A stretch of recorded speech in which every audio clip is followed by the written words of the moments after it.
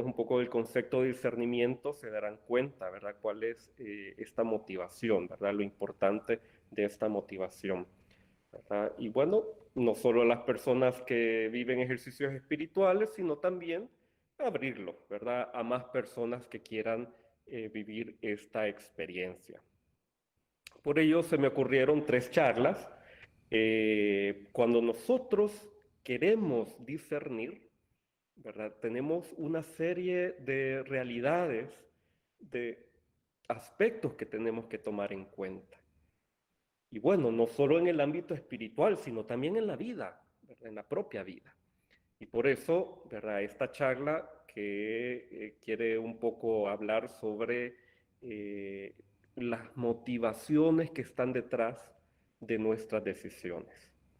Mañana hablaremos sobre las imágenes de Dios que nosotros tenemos como criterio para tomarlo en nuestro discernimiento, y el día viernes hablaremos sobre eh, cuál es ese criterio fundamental para discernir. Nosotros debemos de tener como ciertos parámetros, bueno, los más universales,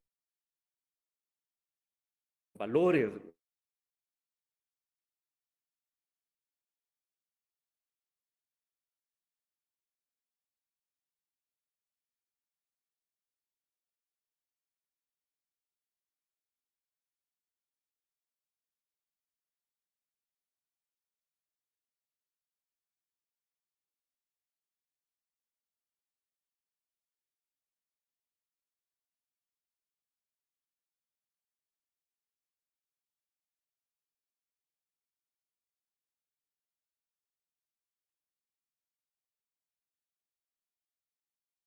Queda mucho, así que esperar, por favor.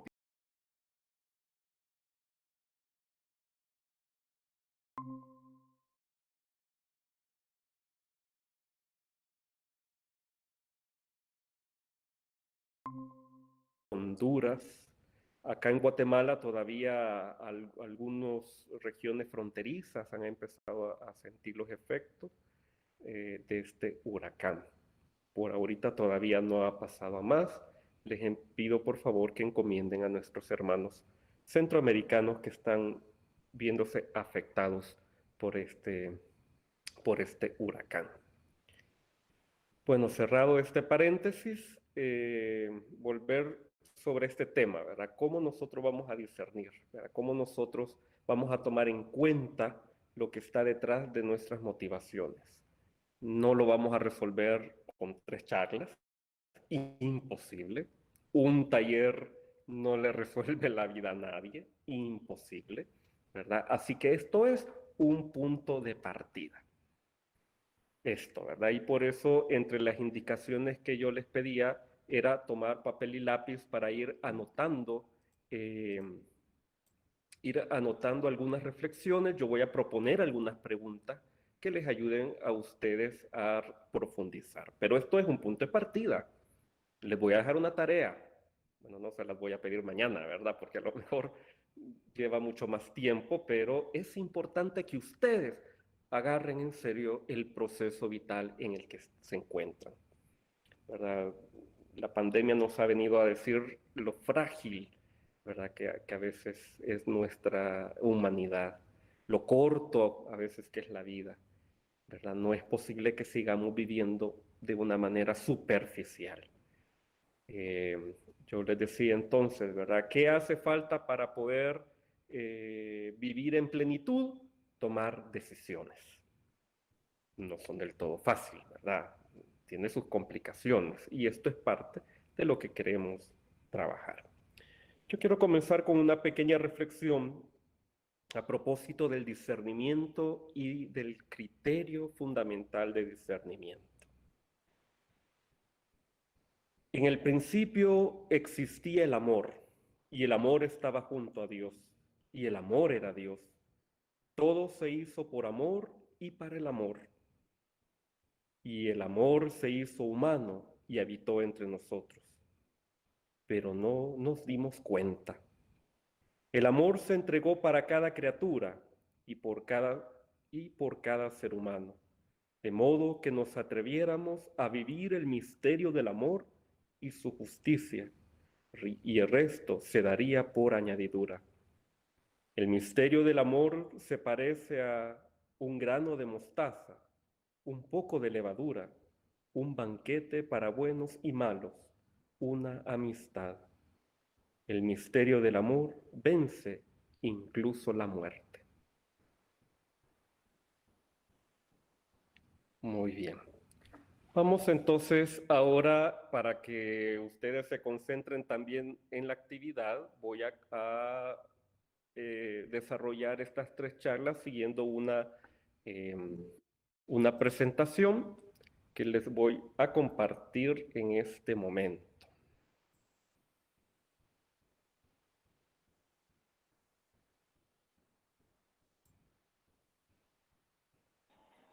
Buenas noches, este es Eduardo Aguirre.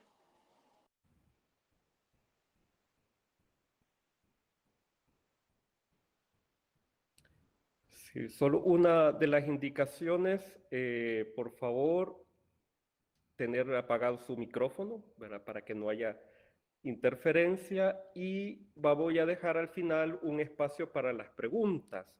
Yo preferiría que las preguntas las escribieran en el chat, ¿verdad? No va a dar tiempo para responderlas a todas, ¿verdad? Pero sí las que se alcancen eh, a responder. Muy bien. Tenemos ahí entonces el título de la charla del día de hoy: discernir para vivir en plenitud. Este es un compromiso, esto no es nada más, qué bonito, fui a una charla, no, esto es cuestión de comprometerse. Por definición, un cristiano es alguien de compromiso. A lo mejor nos vamos a encontrar con temas que no nos van a gustar mucho, ojalá que no nos vayamos a quedar ahí, ay, pobrecito yo, ¿verdad? Qué mal. No, nada de eso. Por eso este es un punto de partida, un punto que nos abre para la esperanza, para la voluntad de Dios. 3 temas voy a tocar: el discernimiento, el concepto, el patrón de carácter, que es uno de los componentes de la personalidad, y algunas claves para la reflexión, ¿verdad? Que les quedará también como tarea. Primero, el concepto de discernimiento.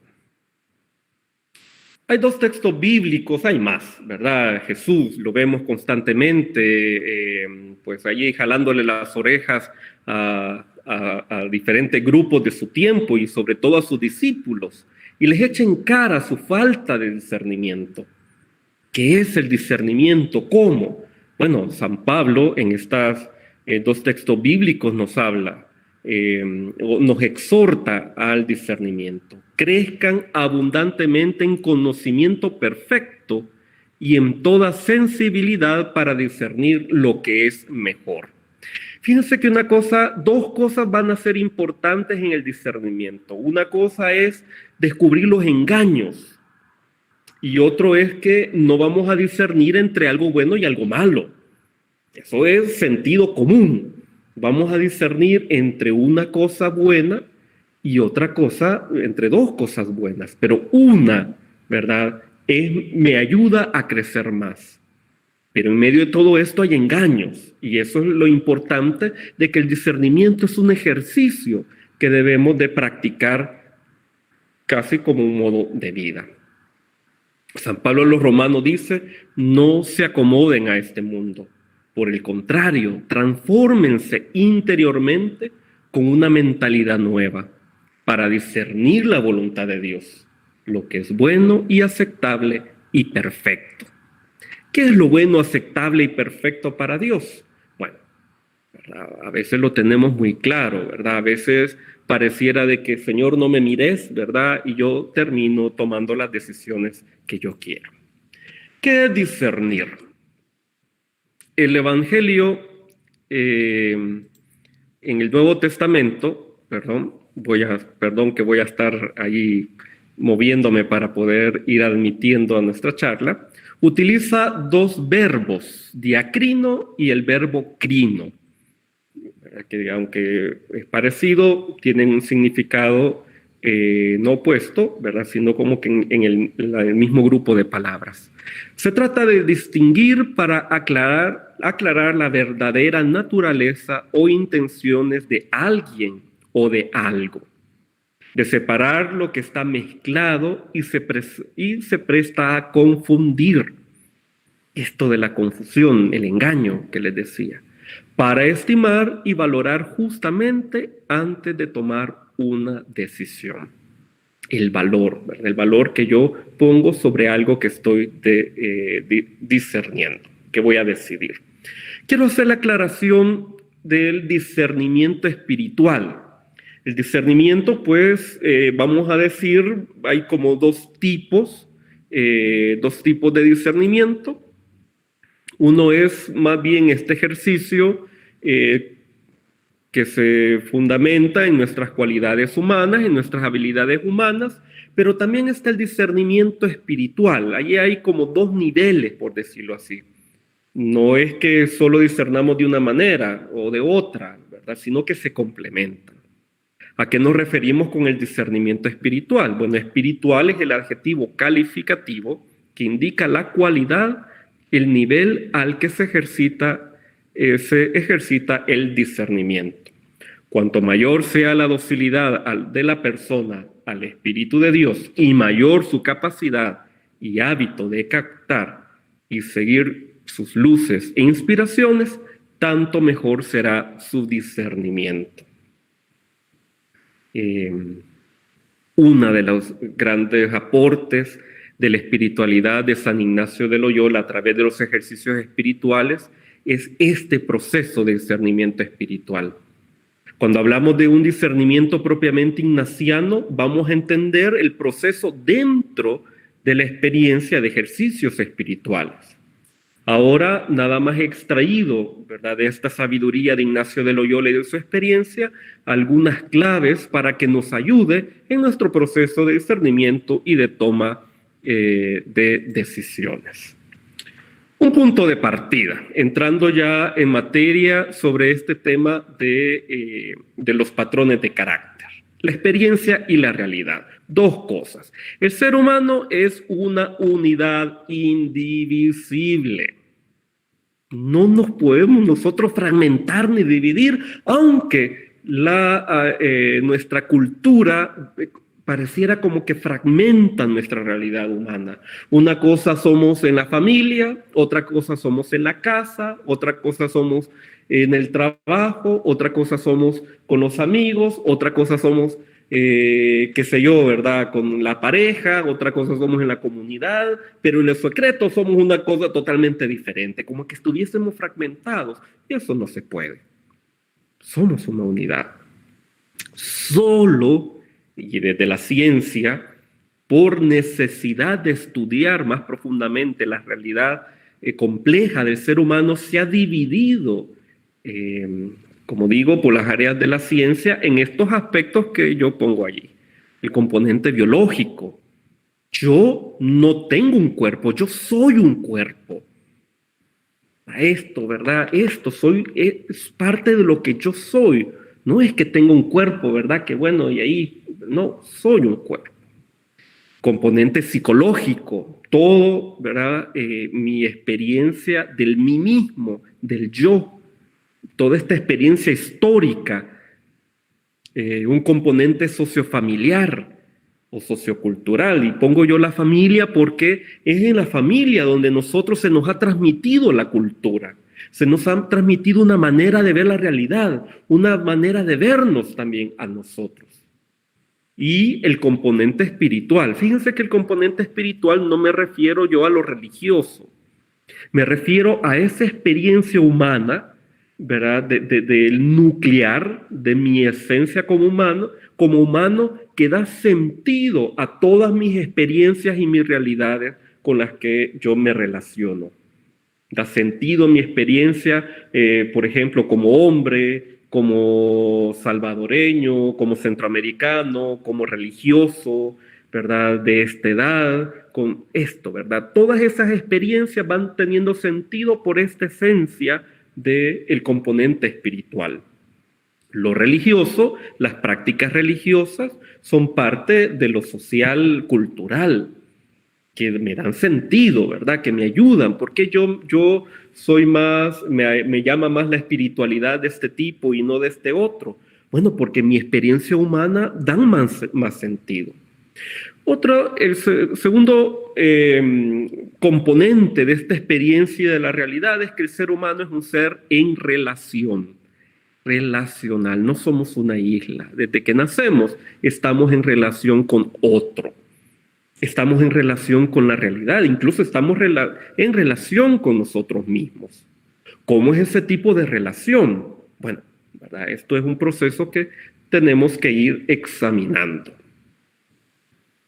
El desarrollo de la personalidad, dos componentes. Un punto, ¿verdad? Estas son maneras de poder explicar una realidad del ser humano compleja, pero esto no puede definir ni encajonar al ser humano.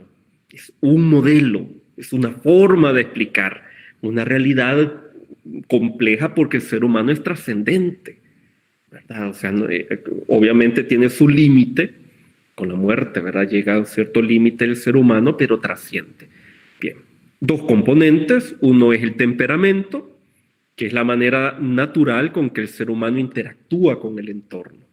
Puede ser hereditario y no influye en factores externos. Es aquel componente que nosotros heredamos de nuestra familia. Es aquello que nos dice, bueno, mira, igualito a tu papá, vos igualito a tu mamá.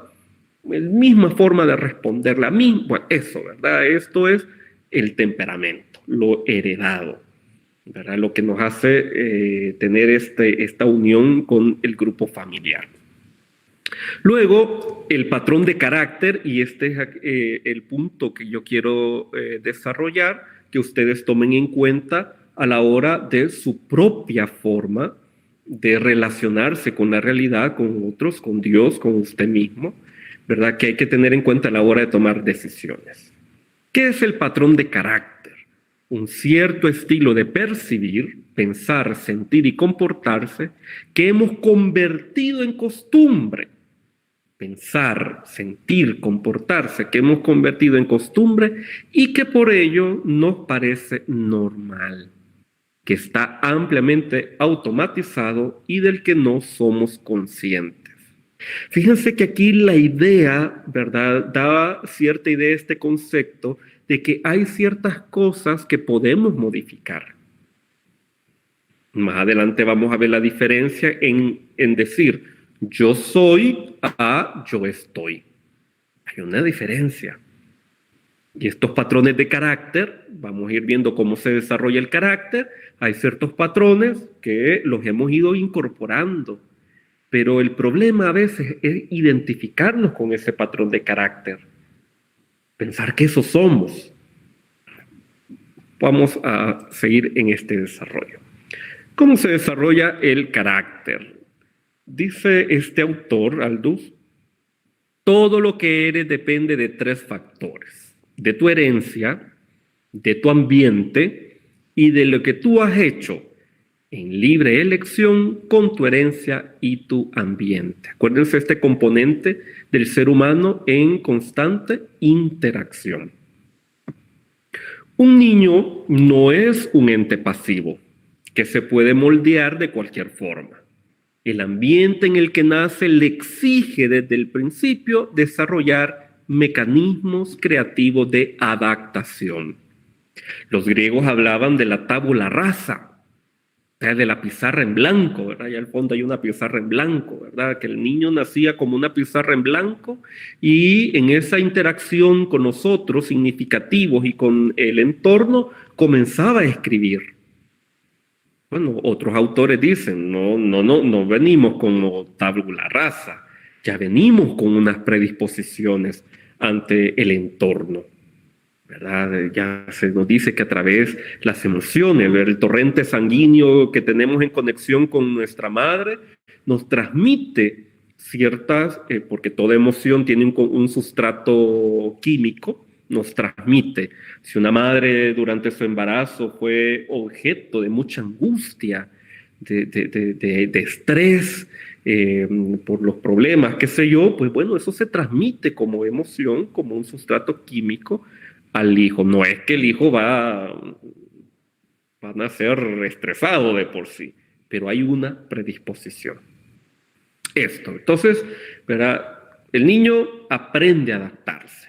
¿Y cómo el niño aprende a adaptarse? Según cómo ha sido el medio en el que se ha desarrollado. Se dice que la personalidad, y aquí diferentes autores, algunos dicen, bueno, se desarrolla en los primeros 5 años, dice Freud, otros dicen, no, es hasta los 7, otros dicen hasta los 12, y otros dicen, mire, el ser humano está en constante desarrollo y por tanto adaptándose.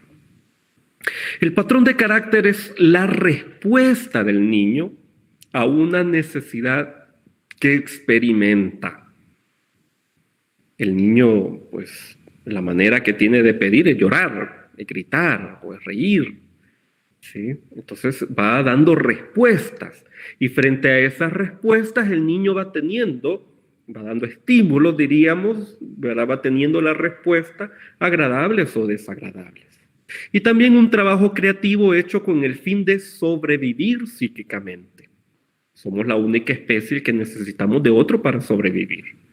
¿Y cómo sobrevivimos? Un niño, una niña, actúa y reacciona de forma intuitiva a partir de su experiencia orgánica. El niño ha desarrollado esta capacidad, esta habilidad kinestésica, es decir, la sensación, mi cuerpo percibe, yo percibo la realidad, yo percibo el amor o el rechazo, porque esa es la manera como el niño tiene para poder relacionarse con su entorno, a través de su organismo. Por tanto, imita, prueba y experimenta qué es lo que funciona y qué es lo que no. Cuando el papá o la mamá le hacen caras, ¿verdad? Así para que el niño se ría, pues el niño se ríe, ¿verdad? Porque se da cuenta que cuando hace esas payasadas, pues bueno, entonces recibe el amor, ¿verdad? Eso es una cosa que podríamos decir que mecánico, ¿verdad? Pero bueno, así es. El estímulo, respuesta. El patrón de carácter protege y ayuda y es, desde el punto de vista del niño en peligro, realmente vital para sobrevivir. Fíjense que nosotros, yo creo que uno de los problemas más serios, bueno, aprender a ser papá, aprender a ser mamá, es de verdad todo una aventura, ¿verdad? Ningún niño nace con el manual, así edúcame, así críeme, ¿verdad? A ser papá, ser mamá se aprende en la experiencia, ¿verdad? En este sentido, el niño puede percibir peligro, que para el adulto no significa ningún peligro, pero para el niño sí. Por ejemplo, ¿verdad? Yo como adulto no puedo dormir con la luz encendida, hay que apagarla. Pero ¿y el niño? ¿Cómo se siente en la oscuridad? La mamá tiene que ir a traer el biberón para el niño, pero el niño percibe, ¿y mi mamá dónde está? Esto, ¿verdad? Para el adulto no representa ningún peligro, pero sí objetivamente para el niño.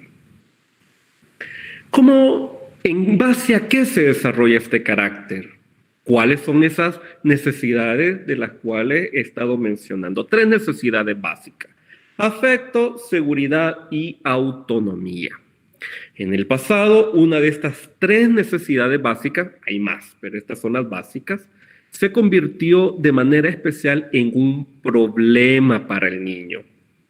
A partir de ese problema, se desarrolló el patrón de carácter correspondiente como una solución de emergencia. Vamos a ver estas 3 necesidades y cuál ha sido el problema y cuál fue la reacción de este niño para sobrevivir a esa dificultad que el niño encontró. Primero, el afecto. El ser humano mataría por amor, ¿verdad? Lo que pasa es que socialmente hemos aprendido a tener ciertos límites, pero el ser humano necesita. El niño y usted, yo, todos, el Papa y el presidente y el último, ¿verdad?, que vive por allá en la montaña, ¿verdad?, ha nacido, crece, se ha desarrollado y va a morir con estas 3 necesidades básicas: afecto, sentirse querido y querer, cuidando la amistad, la asistencia a otros, la preocupación por los demás. Son importantes la comprensión mutua y un buen contacto. Se recalca la importancia de pertenecer a una familia y un grupo. Cuando el niño encontró problemas ante esto, cuando sintió, aquí no me encuentro querido y bien atendido emocionalmente, busca proteger su autoestima, su yo. Mañana vamos a hablar de ese tema, del yo.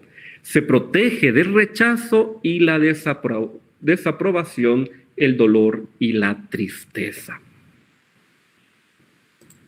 Autonomía, autoafirmarse. Acuerden que el niño es todo yo. Ya, quiero ya, quiero ya, quiero ya. Imponerse, defenderse contra ataques del territorio propio, sentir impulsos vitales de movimiento y vivirlos. Esto de las sensaciones. Responder espontáneamente con reacciones instintivas a las situaciones externas. Cuando el niño percibe esto como problema, aquí mi autonomía no está garantizada, sus estrategias de sobrevivencia están relacionadas con el poder, es decir, con el hacerse sentir, el control. Quiero tenerlo todo controlado. Y la ira, que busca la autoafirmación. Tercera necesidad básica, seguridad y orientación. Sentirse seguro en el lugar en el que se está. Conocer bien el sitio, son importantes la claridad y la confianza. El problema, aquí no estoy seguro, presenta un problema en relación con el miedo, la inseguridad y la desconfianza. Estas fueron estrategias que el niño tuvo que aplicar y aprender para poder o satisfacer sus necesidades o evitar el peligro ante esas necesidades. Aquí el gran problema siempre es o porque no hubo nada o porque se dio en exceso. La sobreprotección, por ejemplo. Vivimos ahora en una sociedad donde los niños son sobreprotegidos. Y el niño va contento y feliz a la escuela y la mamá está muerta de llanto porque el niño se fue a la escuela y se desprendió de él. Gráficamente, tenemos aquí las 3 necesidades básicas: afecto, seguridad, autonomía, que entran en interacción con experiencias diversas, porque estamos hablando de temas negativos porque nuestro discernimiento tiene como objetivo los engaños y saber cuál es la motivación que está detrás de mi decisión. ¿Estoy con esta decisión buscando afecto? ¿Estoy buscando seguridad? ¿Estoy buscando autonomía? Ese no es el problema. La manera como lo estoy buscando termina siendo un problema de crecimiento personal. Experiencias adversas, peligro, negligencia. Hoy resulta que mamá y papá tienen que trabajar y dejan al niño solo con el televisor encendido o el celular todo el día, o a cargo de la abuela. Negligencia. Sobreprotección. Uy, el niño, no se vaya a caer el niño, mira el niño. Hay un sobresalto, ¿verdad? Cada vez que el niño quiere, ¿verdad?, ser autónomo. Por tanto, frente a estas realidades, el niño elabora, aprende creativamente, intuitivamente, estrategias de sobrevivencia, otra vez, para satisfacer sus necesidades o responder a la realidad. Y aquí está el carácter. Se está formando el carácter. Y el carácter, entre otras cosas, vamos a decir, nos brinda una forma de ver la realidad, de vernos a nosotros mismos, de ver al otro, la percepción, los anteojos con los que nosotros vemos la realidad. El carácter está en los deseos, necesidades y deseos. ¿Cuál es la diferencia? También el carácter está, uno de sus aspectos son los miedos y las angustias. ¿A qué le tenemos miedo? No me van a decir a las cucarachas. Bueno, no, ese es otro tipo de miedo, ¿verdad? Que es protección. No sé qué, a un animal que me pueda morder o picar. Bueno, eso es protección. Estoy hablando de miedo ¿A qué le tenemos miedo? Angustia. Fíjense que muchos de los problemas psicológicos tienen que ver con esto, con los miedos y las angustias, con falta de estrategias para poder adaptarnos a los cambios, a la realidad, porque de fondo estamos inseguros, de fondo no nos sentimos amados, de fondo, ¿verdad? Me hicieron saber, pensar, sentir que no era bien visto. Aquello, ¿verdad? De mira a tu hermano, aprende a tu hermano. Cómo afecta la autoestima esto, ¿verdad? Y entonces, ¿verdad? El niño aprende y ve la realidad desde esos mensajes, ¿verdad? Desde esta percepción. Vamos a hacer una pequeña pausa, detenerse y reflexionar. Yo les pido, por favor, anotar estas preguntas. A lo mejor no nos va a quedar tiempo ahora, ¿verdad?, para poderlas responder, pero es importante detenerse y reflexionar un poco sobre esto. ¿Qué fue lo más significativo que descubrí hasta el momento con toda esta exposición que les he transmitido? ¿Cómo me ha hecho sentir todo esto? Fíjense que el tema del cuerpo, el cuerpo es sabio. Acuérdense, yo no tengo un cuerpo, yo soy un cuerpo. Y a veces, ¿verdad? Psicológicamente mi estructura de mi yo bloquea ciertas realidades, ¿verdad? Pero como tengo una capacidad kinestésica, yo percibo con mi cuerpo, intuyo, ¿verdad? Ahí hay algo que resuena, algo que hizo clic, una idea, una palabra, y eso que me conectó. ¿Cómo me hizo sentir? Ansioso, angustiado, aburrido. Ay, no, ya no quiero con este tema. ¿Cómo me hace sentir todos estos temas? Tercera pregunta. ¿Cuál de estas necesidades básicas representan un problema para mí? Yo ya puedo, ¿verdad? Si yo hago un examen, ¿verdad?, de mi forma de actuar, yo puedo irme identificando por dónde va mi problemática. Acuérdense que estamos intentando descubrir cuáles son las motivaciones que están detrás de nuestras decisiones. ¿Por qué no hemos tomado esa decisión? ¿Por qué seguimos viviendo en la misma situación? Violencia intrafamiliar, por ejemplo. Seguimos siendo víctimas, seguimos actuando, ¿verdad?, con una baja estima. Hacemos cualquier cosa por ser aceptados. O por el contrario, ¿verdad? Yo aquí soy el fuerte, a mí no me importa nada. Y en base a eso podemos tomar decisiones o hemos tomado decisiones que no nos han ayudado. Y lo peor, ¿verdad? Decir, así soy yo y nadie me va a cambiar. Un punto más, un paso más en esta reflexión. La realidad, fíjense que esto es interesante. La realidad la vemos como nosotros somos. Dicho de otra manera, la realidad no la vemos tal cual es. La realidad la vemos como no somos nosotros. Con unos anteojos, ¿verdad?, que en esa interacción del niño con el medio, con los otros significativos, me puse para ver la realidad. La escuela, una de las escuelas de la psicología, la cognitivo-conductual, parte de este esquema, esta interacción entre pensamiento, sentimiento, acción. Hay una reacción corpórea. La realidad, cómo nosotros la percibimos. Somos más conscientes de nuestros sentimientos, pero detrás hay un pensamiento que muchas veces es una idea distorsionada sobre la realidad o sobre nosotros mismos. Porque vemos desde mi necesidad básica, no vemos al otro como otro, sino como un ente, ¿verdad? Veo yo la realidad como algo que me va a satisfacer.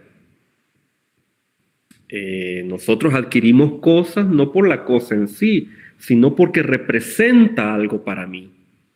Por ejemplo, si usted, por decirlo así, va a comprar un carro, usted no está comprando solo un carro, una herramienta.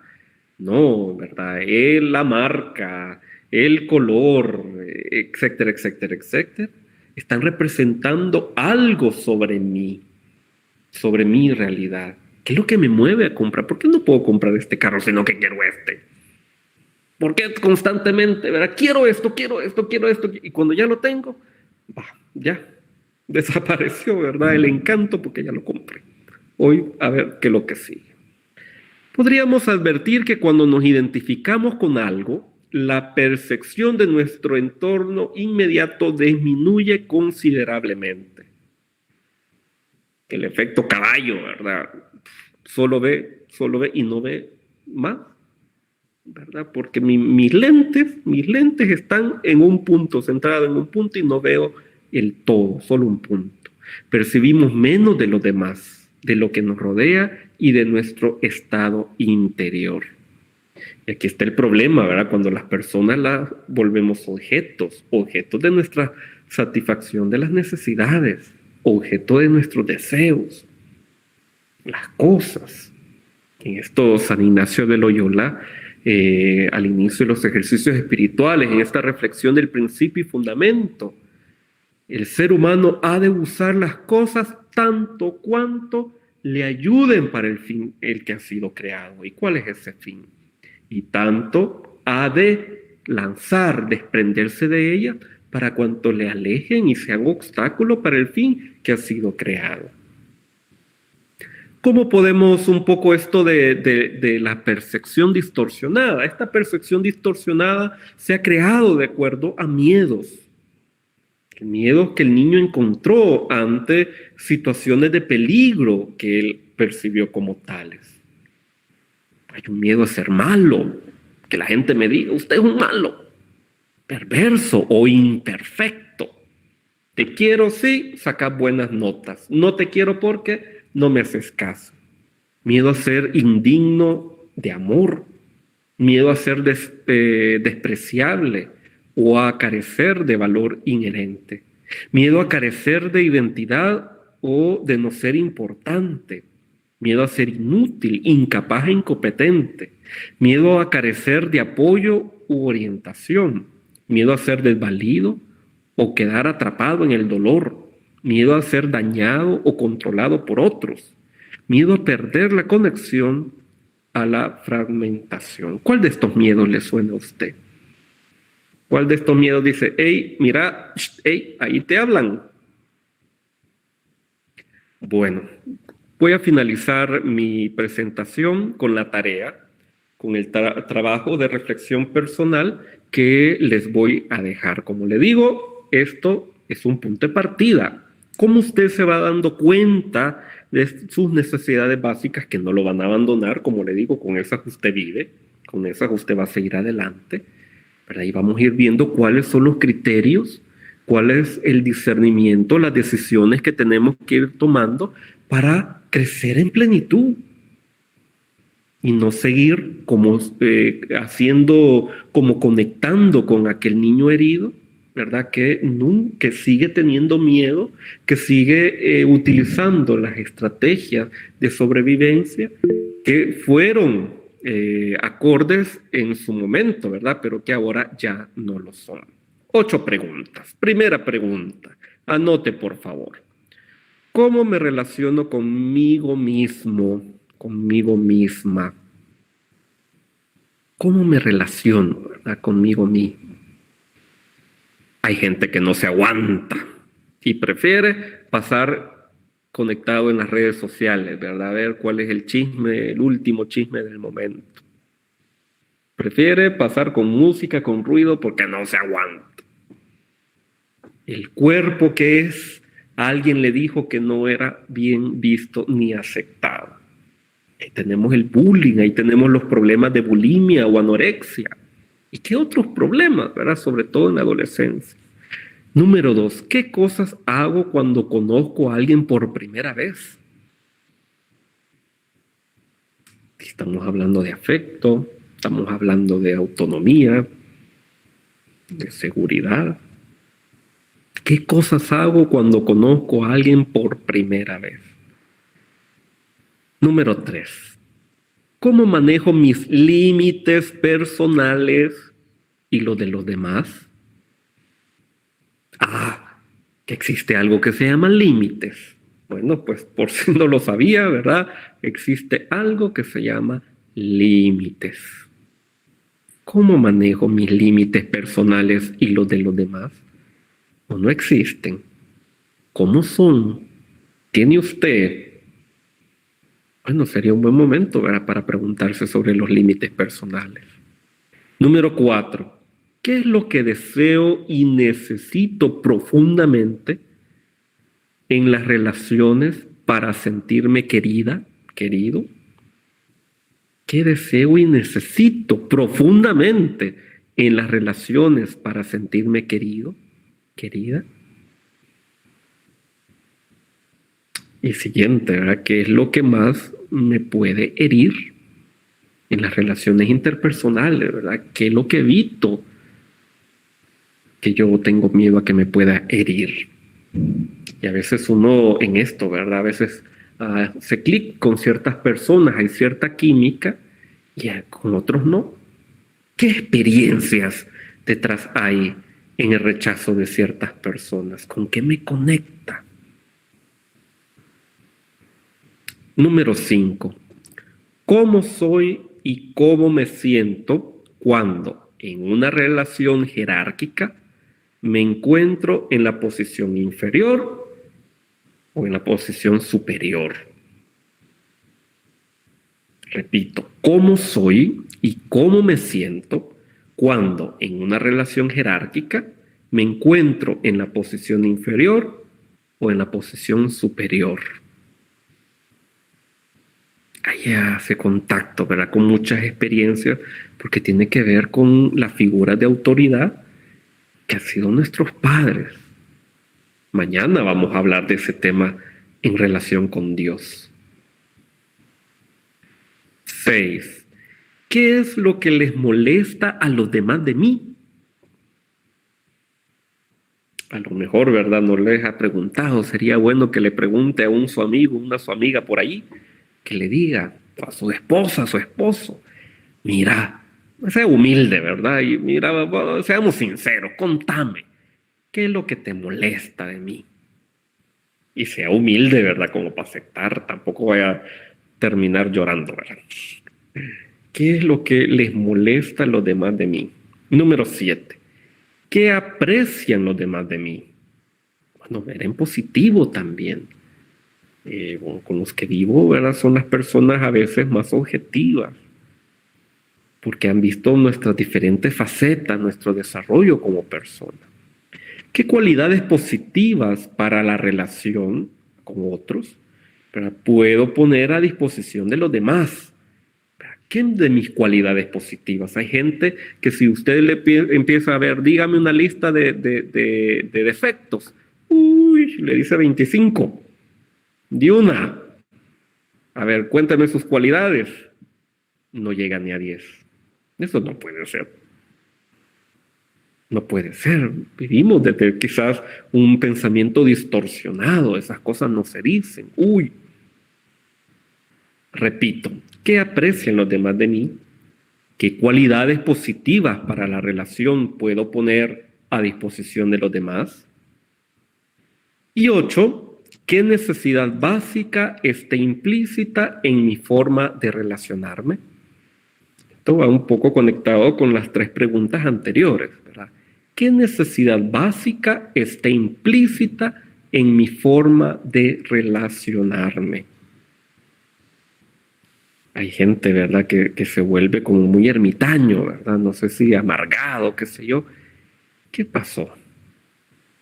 ¿En qué momento se estancó? ¿Verdad? Fue tan frustrante la búsqueda de satisfacer sus necesidades que mejor prefirió, ¿verdad?, coartar. Eso no ayuda para el crecimiento personal. Ahí hay que tomar decisiones. ¿Cuáles son las decisiones que hay que tomar? Bueno, eso es parte de su discernimiento. A lo mejor hay que pedir ayuda, que solo no puede.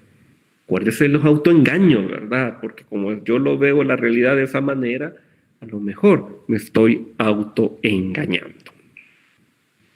Bien, hasta aquí entonces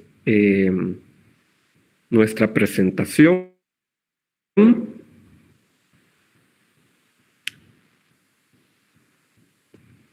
Tenemos nada más ya como 5 minutos, ¿verdad?, para pues la hora que esperaba yo ofrecer. Si tal vez alguno tiene alguna pregunta que quisiera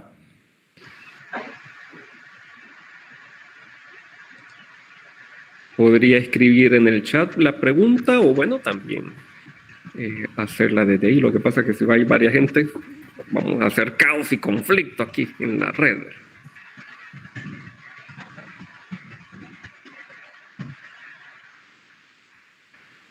¿Les quedó claro? ¿Fue demasiado confuso el tema?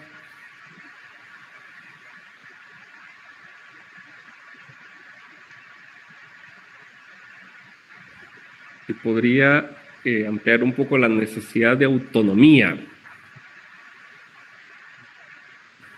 Yo no sé si ustedes habrán escuchado esta expresión, ¿verdad? Los terribles 3 años, la rabieta del niño, ¿verdad? El niño que lo quiere todo ya, ¿verdad? Vamos a profundizar un poco ese tema el día de mañana, ¿verdad? Por el tema del ego. Pero el niño lo quiere todo ya. ¿Cómo responden los papás ante eso del niño? A veces con el caite, ¿verdad? O a veces ignorándolo, o a veces esto, ¿verdad? Entonces, ¿cómo el niño está percibiendo su espacio? ¿Verdad? Yo me estoy abriendo a una realidad y el niño es egocéntrico por naturaleza. El mundo gira alrededor suyo. Los papás son de él. Esto, ¿verdad? Esto es mío, es a mí. Claro, ¿verdad? En esa relación que tiene el niño con su entorno, con lo mío, con esto es donde va reafirmando su espacio, ¿verdad? Su autonomía. El problema, por ejemplo, en una familia numerosa, el tema de los límites, ¿verdad? Muchos de esos límites se fueron desapareciendo. ¿Qué estrategias utiliza el niño, ¿verdad? Para que se respete su espacio? Ahora nosotros adultos, ¿verdad? ¿Qué hacemos para que se respete nuestro espacio? ¿Cómo nosotros nos relacionamos en nuestro espacio cuando cerramos la puerta de nuestro cuarto?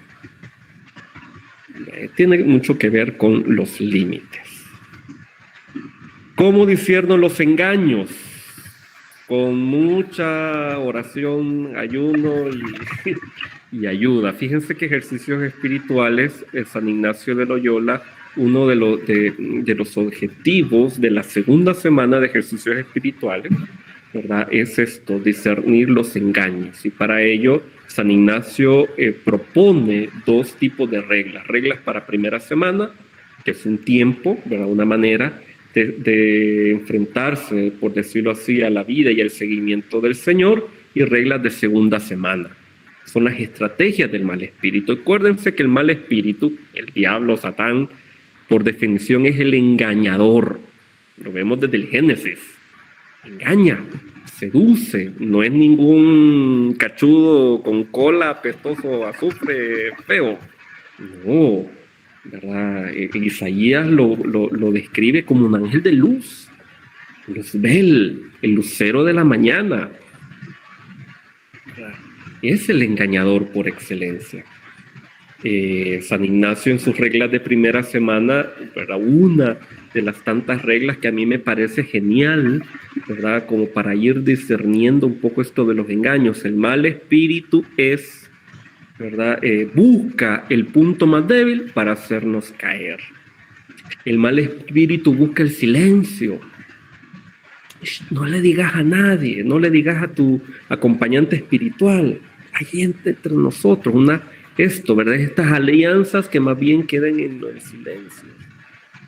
Estas estrategias, ¿verdad? Que nosotros vamos en la voluntad de Dios, pero constantemente vienen estas necesidades afectivas, ¿verdad? Que nos van haciendo tomar decisiones que nos van alejando de la voluntad de Dios. Yo la propuesta de verdad que les hago como para ir discerniendo esto de los engaños es un poco el examen que San Ignacio propone y pues vivir la experiencia de ejercicios espirituales. Se va a compartir en batería para seguir profundizando. Pues bueno, fíjense que pues de momento las preguntas. ¿verdad? ¿Puede explicar un poco para manejar los límites? Bueno, lo primero para manejar los límites es reconocer cuáles son los límites, ¿verdad? ¿Cuáles son los límites? Por ahí hay que comenzar, ¿verdad? Miren, yo creo que uno de los problemas que podríamos tener es que nos gustaría como la pastilla que nos solucione los problemas de toda la vida, y eso no existe. No hay recetas. No hay recetas, ¿verdad? Estas son experiencias que, como al inicio le dije, son formas de explicar la realidad compleja, ¿verdad? Pero son maneras como nosotros podemos caer en la cuenta cómo vivimos nuestra propia experiencia. ¿Sí? ¿Verdad? Entonces los límites, hay un autor, a mí me gusta mucho, Alsen Green, o Alsen Grum, que es este monje benedictino, que es psicólogo. Él tiene un libro muy bonito que se los recomiendo, que se llama Límites Sanadores. Entonces él va haciendo una relación con el Evangelio, con las actitudes de Jesús y cómo los límites, dicho de otra manera, por ejemplo, ¿verdad? Como cuando uno encuentra una persona que es la fuente de su afecto, o un lugar, o una relación, una realidad que es fuente de afecto, como garrapata, ahí. Y tiene miedo a soltar su fuente de afecto. Y como tiene miedo a soltar su fuente de afecto, tiene miedo a soltar la imagen de buena gente, ¿verdad? De buena madre, de buen religioso, ¿verdad? De buen papá, de buen trabajador, ¿verdad? Entonces, constantemente está eliminando sus límites. Y nos podemos volver trabajólicos, por ejemplo. O sea, yo trabajo como burro porque soy el exitoso de esa manera. Yo, ¿verdad? Ya no le digo al otro, le digo a todo que sí, porque si le digo que no, tengo miedo a que me deje de querer o vaya y quiera a otra persona. Entonces, no importa que yo, ¿verdad? Esté pisoteando mis derechos, ¿verdad? Pero yo estoy atrapado, ¿verdad? Esto es cosas que hay que ir discerniendo. ¿Cómo me ha ido en la vida en relación a esto? Y así, ¿verdad? Un poco el tema de los límites. A ver. Cuando la seguridad está bloqueada, ¿qué se debe de bloquear? ¿Cómo? Pues la pregunta es, ¿verdad? ¿En qué está bloqueada, verdad? O sea, hay que como que entender un poco el contexto, ¿verdad? ¿Qué se refiere con bloquear la seguridad? Es decir, cuando no dejo que nadie, ¿verdad?, acceda, pues bueno, ¿qué hacer? Bueno, el tema es, ¿y a qué le tiene miedo? Porque el tema de seguridad, detrás hay un miedo. ¿Qué va a pasar si yo descubro quién soy? Si yo hablo de mí mismo, ¿qué va a pasar? ¿Qué van a decir de mí? Bueno, esto, ¿qué miedos hay detrás? ¿Cómo se puede ejercitar el discernimiento? Pues aplicándolo, ¿verdad? El último día voy a dar algunas herramientas, sobre todo sacadas de la espiritualidad ignaciana, que nos puede ayudar, ¿verdad? Pero la manera por excelencia para aplicar el discernimiento, que es una de las herramientas que ha dado San Ignacio de Loyola, es el examen diario, o llamada también la pausa ignaciana. La pregunta, ¿verdad? ¿Por dónde pasó el Señor este día? Y yo hago un recorrido por todo el día y yo examino aquello que me suena a Dios, cómo me hizo sentir, hacia dónde siento yo que eso me invita. Un encuentro con la persona, una frase que escuché, algo que leí, el problema que tuve, la discusión que yo tuve. ¿Qué me suena a Dios? ¿Qué me suena a engaño del mal espíritu? Bueno, ¿verdad? Eso, ¿a dónde me lleva? Si yo sigo en esta actitud, ¿a dónde me lleva? Y como yo voy escribiéndolo en un diario espiritual, cuando yo veo una semana, yo veo un mes, me voy dando cuenta cómo yo me voy guiando, cómo los criterios que yo voy tomando. ¿Sí? Bueno, esto, ¿verdad? Sería como la propuesta por excelencia para poder ejercitar el discernimiento. De preferencia después de haber hecho la experiencia de ejercicios espirituales. Ojalá que al menos de 8 días. Ok. ¿Cómo se llama el autor? No sé, Marisol, si te refieres al Sengrin o al Sengrum, este monje benedictino del libro que yo propuse. La culpa viene de todos esos bloqueos desde la niñez. Sí, hay dos tipos de culpa. Una culpa enfermiza, ¿verdad? Lo que pasa es que el niño, otra vez, ¿verdad? No tiene la percepción del adulto. Si el niño hace algo, ¿verdad? Y mamá o papá se enojan y encima me agreden, el niño no dice adulto agresor. ¿Qué dice el niño? Es que yo soy algo, yo tengo algo que hace que mi mamá o mi papá se molesten conmigo. Entonces la culpa la introyecto.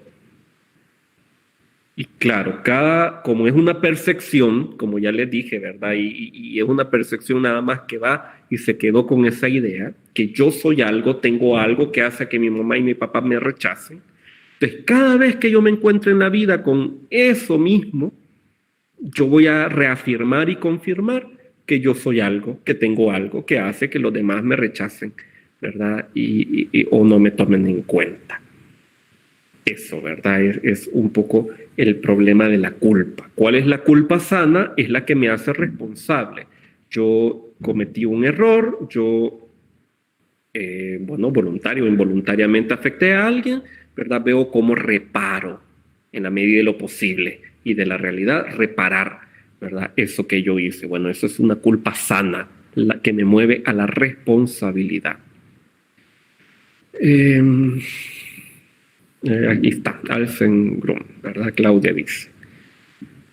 Límites sanadores, que pone ahí Claudia, Alcengrum o Green, ¿verdad? Que es alemán. Ok, hablaste del silencio como un punto donde nos encontramos en desventaja para un buen discernimiento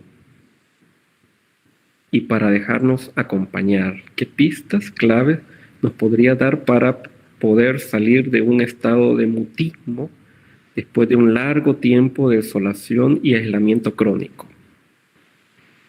Aquí siempre esto, ¿verdad? No hay recetas. Cada persona vive una realidad totalmente diferente, particular, ¿verdad? Y habría que como que ver cada caso, ¿verdad? Siempre el tema es qué es lo que lo motiva, qué hay detrás de un mutismo, qué hay detrás. Recuerden que el hecho de quedarme yo callado es un mecanismo de defensa. ¿De qué me estoy defendiendo? ¿Qué es lo que estoy evitando? Eso es lo que hay que descubrir y parte de eso nos ayuda el discernimiento, nos ayuda a tener claridad de esas situaciones porque el resto de decisiones las estoy tomando en base a este mecanismo de defensa.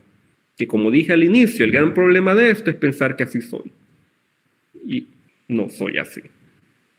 Tengo este mecanismo de defensa que por muchos años me ha ayudado, pero ya, si yo quiero crecer en plenitud, este mecanismo de defensa lo tengo que cambiar. ¿Cómo se cambia? Bueno, ahí ya, cada persona, ¿verdad? Que así como el niño que tuvo que comenzar a probar, hasta que resultó con lo que le fue mejor afectivo. Lo que no se puede es no hacer nada. Ahí no se puede. Y en esto, ¿verdad? A veces es necesario pedir ayuda profesional, ¿verdad? O con alguien de confianza, ¿verdad? Que le pueda reflejar, ¿verdad? Y sacar adelante en eso. Bueno, así como nos tardamos 10 minutos en lo que esperábamos que llegara el pueblo de Israel completo, ¿verdad? Nos hemos ya pasado 10 minutos, ¿verdad? En esto. Yo espero que les haya ayudado, que les haya iluminado. A lo mejor son temas que ven por primera vez, ¿verdad? Y estos son puntos de partida, ¿verdad? ¿Qué hay detrás de nuestras decisiones? Nosotros, con una historia, con una realidad, ¿verdad? Con deseos, percepciones, mecanismos de defensa, todo esto, ¿verdad? Que uno puede decir, ¡qué complejo! Bueno, pues sí, si el ser humano es complejo, ¿verdad? No es tan fácil, sobre todo, desestructurar algo que durante tantos años hemos vivido, ¿verdad? Bueno, esto. El día de mañana vamos a hablar sobre el tema del Dios con el que nosotros nos relacionamos. Vamos a hablar sobre todo, es un tema más teológico, pero como les dije al inicio, ¿verdad? El ser humano es una unidad, ¿verdad? Y el tema de cómo nosotros nos relacionamos con Dios desde lo que nosotros somos, no desde lo que es Dios. Y ahí, ¿verdad? Hay que hacer un discernimiento todavía mucho más fino, por decirlo así. ¿Qué tipo de Dios es el que yo tengo mañana? El que no se pierda mañana a la misma hora, ¿verdad? Por favor, verifiquen su horario local, ¿verdad? Y el mismo enlace que utilizaron para esta reunión vamos a utilizar mañana, ¿verdad? Si alguien tiene alguna sugerencia, ¿verdad? O sobre todo esto para ayudarnos a que estas ayudas les llegue lo mejor posible, pues bueno, pueden escribir al correo electrónico.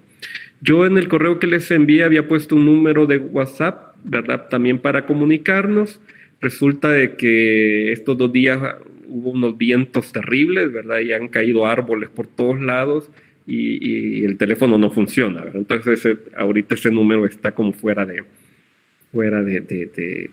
uso, ¿verdad? Entonces, pero está o el chat de la página de Facebook de ICCEFAS o el correo electrónico, ¿verdad? Que aparece ahí, ¿verdad? Podríamos allí estar en conversación. Que el Señor les bendiga abundantemente. Son ustedes lindas, padre más aburrido, pero bueno. Muchas gracias por estar allí, ¿verdad? Por compartir la vida y espero que estas cosas les ayuden. Hagan su tarea, ¿verdad? Hagan su tarea con las preguntas, ¿verdad? Y pues esto es punto de partida. El cristiano, por definición, es una persona siempre en camino, lleno de esperanza. Así que mucho ánimo, ¿verdad? Que el Señor les bendiga abundantemente y que tengan feliz noche.